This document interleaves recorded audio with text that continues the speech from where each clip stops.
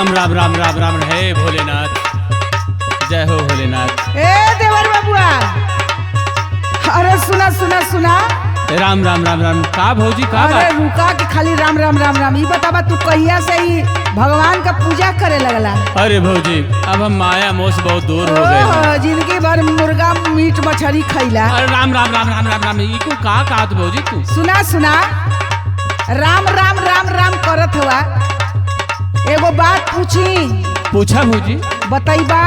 हाँ हाँ बिल्कुल बताई। बात ऐसा तैसन न ह, सवाल है सवाल। सवाल? अरे हमसे का सवाल पूछा तू? अरे तो तू बहुत बड़ा भगत भल हवा, तो आज तोहार परीक्षा ले लेते कि तोके कितनी अरे हम जानकारी है। भगवान मिली नहीं, दुनिया से दूर हो चुकल भौजी हम। एगो सवाल है, बताइबा तो जान जा कि तू पक्का हो गल हवा। पूछा भौजी। पूछी ना? हाँ बिल्कुल। सुना, देवर करे नंगा पिया कुछ नहीं बोलेला। अरे राम राम राम राम। ई का पूछत भौजी कुल? का पूछत है? अरे सवाल पूछत है। ई सवाल का उल्टा सीधा पूछत तू? पहले अगवा सुना। बोला। देवर करे नंगा पिया कुछ नहीं बोलेला, सबके समनवा उसरिया के खोलेला।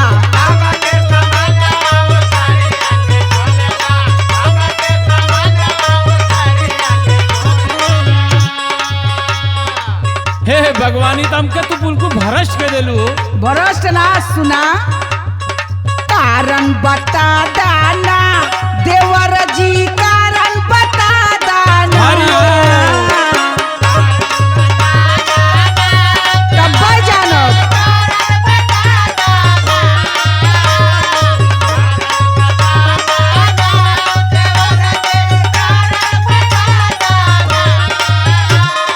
कारण बता दाना देवर जी, कारण बता दाना, हमके साफ साफ समझा दा देवर जी, कारण बता दाना। हरिओम हरिओम हरिओम। अब कहाँ निकल गई?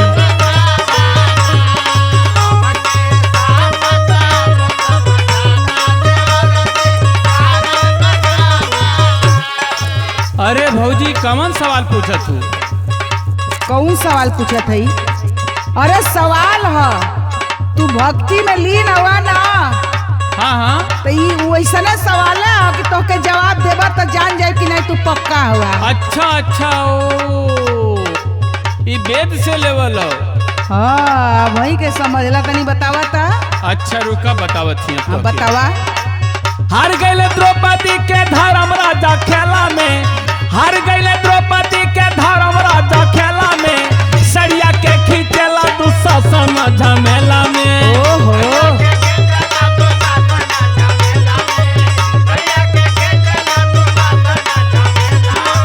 और भौजी सुना, ई महाभारत के कुल कहानी बा। ओहो समझ तो गया, हमके लगा था कि नहीं तू सही में भक्ति में लीन हुआ। जौने समय द्रौपदी के साड़ी चीर हरण करत रहा दुशासन, ई वो समय की कहानी बा। हाँ हाँ हाँ। सुना। बोला। अरे वही समैया ना ए भौजी, वही समैया ना।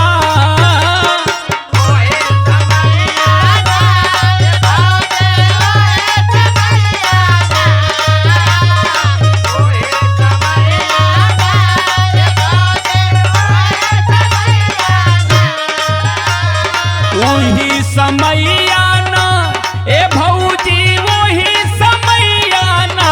तलजिया राखे कुंवर कन्हैया ए भौजी, वही बहुत सही, बहुत सही।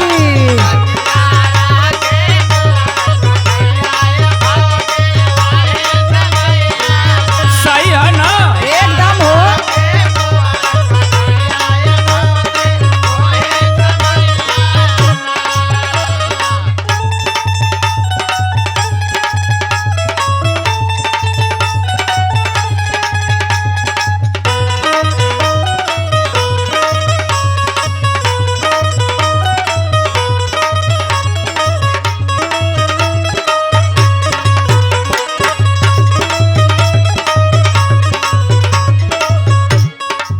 बताए तो देहला। राम राम राम राम प्रभु।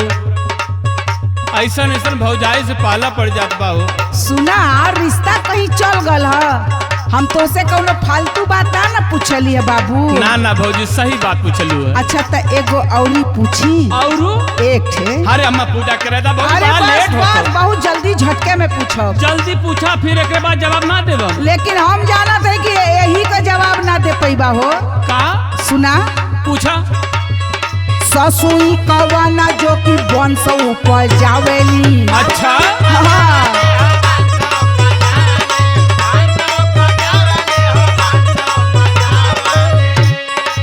भाइयों के पजारे भसूर के सुतावली। ये का पूछा तू। सुना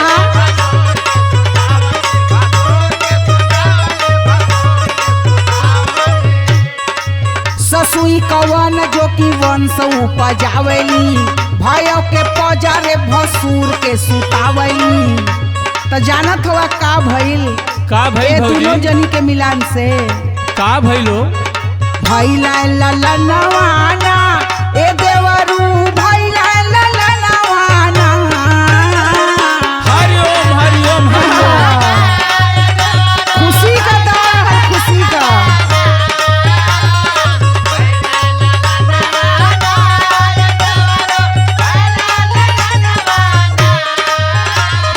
भैला ललनवाना ए देवरू भैला ललनवाना कि जे के जाने ला सगरो जहानवा ए देवरू भैला ललनवाना। बड़ी दिमागी सवाल भौजी पूछा थी तू।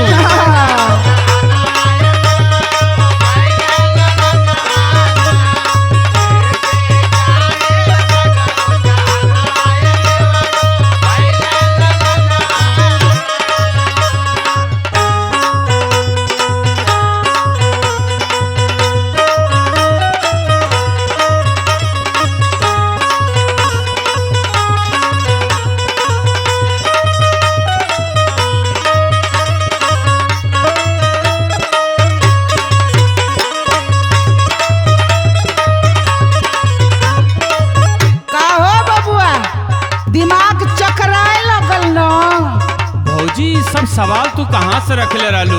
सवाल आजकल के भौजाई जोन है न मालूम कैसन कैसन सवाल करत है कैसन कैसन जवाब लेत हई।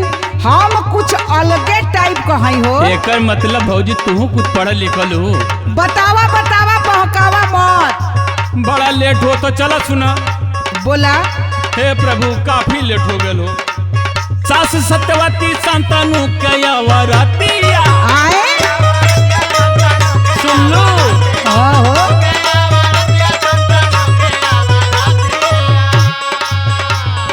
जौन सत्यवती रहली शांतनु जी के औरत रहली हाँ हाँ ई उनकर कहानी है। अच्छा बतावा तो। यो महाभारत से भौजी। बोला बोला भय भसूर के सुतमय करतिया। आओ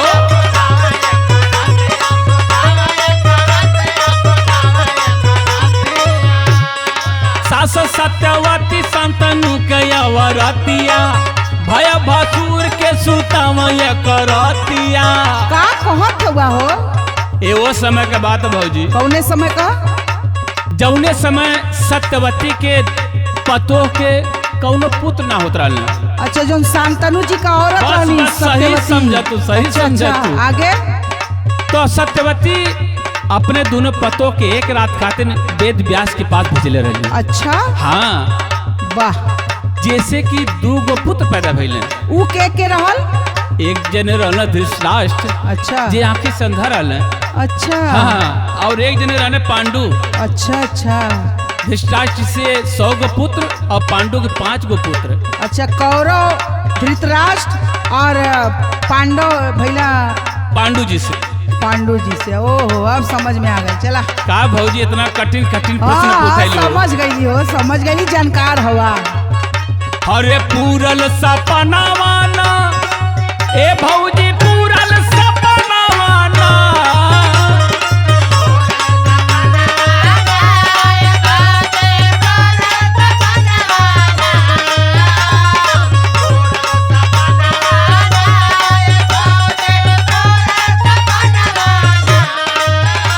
अब तो भौजी खुश हूँ ना। हाँ अब जाई पूजा करे। एकदम जल्दी जा। अच्छा तू साथे चला, इतना जानकारी ना भौजी। ना ना ना हम पूजा पाठ भई ना करब, जब समय आई तब करब। ठीक है भौजी।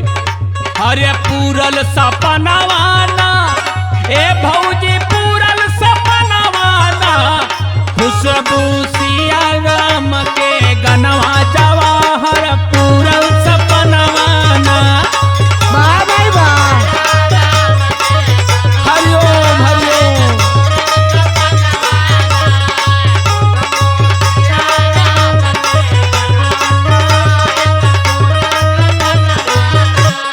हमके साफ साफ बतला दा देवर जी, कारण बता दाना। ओ लजिया रखले कुंवर कन्हैया, जाने सारा जहानवाना। हमके साफ साफ बतला दा देवर जी, कारण बता दाना।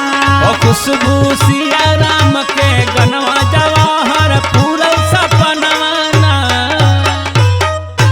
हाँ तो माने के पड़ी भाई। अब भौजी मैं पूजा करे अब जाता हूँ। मालूम हो गल कि तू सही में पुजारी हो गई। हरिओम हरिओम।